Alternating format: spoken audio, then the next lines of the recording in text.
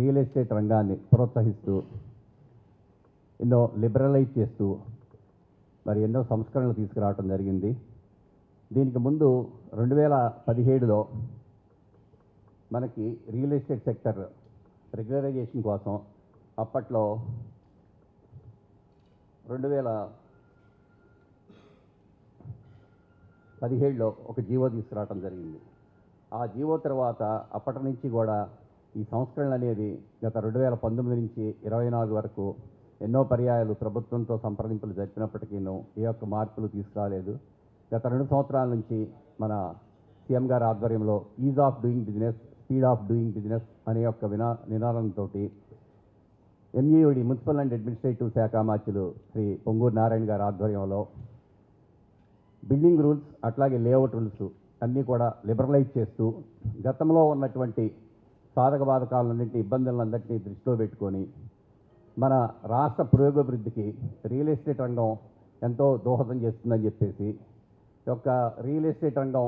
బాగుంటే అన్ని సెక్టర్లు యాక్చువల్గా రియల్ ఎస్టేట్ సెక్టర్ నుంచి ఉపాధి ఉద్యోగ అవకాశాలు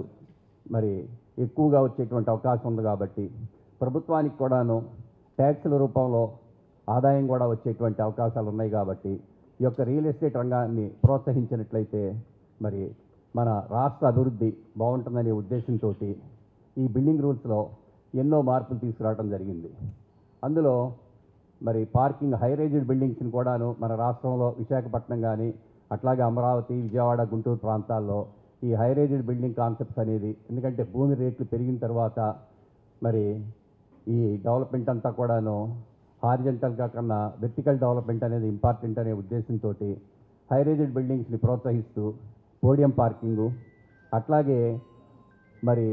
సెట్ బ్యాక్ రిలాక్సేషన్స్ అలాగే టీడీఆర్స్ యూటిలైజేషను వీటన్నిటినీ కూడాను పరిగణలోకి తీసుకొని ఈ యొక్క హైరేజ్డ్ బిల్డింగ్స్ కాన్సెప్ట్ని ప్రోత్సహించడం జరిగింది. అలాగే ఒక సామాన్యుడు కూడాను 200 గజాల లోపు కట్టుకునే హౌసులకు కూడాను యాక్చువల్గా ఈ సెట్ బ్యాక్ రిలాక్సేషన్ అనేది ఎంతో ప్రోత్సాహాన్ని ఇచ్చింది. తద్వారా ఏమిటంటే మన రాష్ట్రంలో అనాథరైజ్డ్ కన్స్ట్రక్షన్ని తగ్గించాలి అనే ఉద్దేశంతో మంత్రివర్యులు ఈ యొక్క నిర్ణయాలు తీసుకొని అందరూ కూడాను ఈ ఎవరైనా సరే ఇల్లు కట్టుకునే వాళ్ళు ప్రతి ఒక్కళ్ళు కూడాను అప్రూవల్స్ తీసుకొని చేసినట్లయితే ఈ డెవలప్మెంట్ అనేది ఒక యూనిఫామిటీ ఉంటుందనే ఉద్దేశంతో మరి ఈ యొక్క చిన్న సైట్లకి ప్లాన్ అప్రూవల్స్లో కూడా సెట్ బ్యాక్స్ని మినహాయింపు చేయటం, అలాగే మరి హైరేజ్డ్లో కూడాను ఈ సెట్ బ్యాక్స్ తీసేయటం, అట్లాగే 300 నుంచి 500 స్క్వేర్ మీటర్స్ సైట్లోపు కూడాను వాటికి కూడా సెట్ బ్యాక్స్ తగ్గించి, అలాగే ఇంతకుముందు మనకి 18 మీటర్స్ దాటితే హైరేజ్డ్ కింద లెక్క, కానీ 24 మీటర్ల వరకు కూడాను నాన్ హైరేజ్డ్ కేటగిరీలో తీసుకురావడం జరిగింది. దానివలన ఇవాళ 40 అడుగుల రోడ్లో కూడాను సుమారుగా 12 ఫ్లోర్లు కట్టుకునేటువంటి అవకాశాన్ని ఈ ప్రభుత్వం కలగజేసింది. సో దానివల్ల ఏంటంటే ఇవాళ బిల్డర్స్కి ఎంత బెనిఫిట్ అనే దానికన్నా కూడాను ఈ యొక్క ల్యాండ్ కాస్ట్లు పెరిగిన తర్వాత నంబర్ ఆఫ్ ఫ్లోర్స్ పెరిగితే కొనుక్కునేటువంటి కస్టమర్ కూడాను కొంచెం రీజనబుల్ ప్రైస్కి ఈ యొక్క అపార్ట్మెంట్ ఫ్లాట్లు అందించేటువంటి అవకాశం దొరుకుతుంది కాబట్టి అలాగా ప్రభుత్వం ఇవ్వటం జరిగింది. అలాగే కామన్ జోనింగ్ రెగ్యులేషన్స్ అంటే భూమి వినియోగ మార్పిడి గురించి కూడాను ఒక కామన్ జోనింగ్ విధానాన్ని తీసుకొచ్చారు. తద్వారా ఏమిటంటే మన సిఆర్డి ఏరియాలో కానీ విశాఖపట్నం విఎంఆర్డిఏ లిమిట్స్లో కానీ అట్లాగే తుడా లిమిట్స్ ఇలాంటి చోట మనం లేఅవుట్ పెట్టుకోవాలంటే మాస్టర్ ప్లాన్స్లో అగ్రికల్చర్ జోన్గా ఉన్నట్లయితే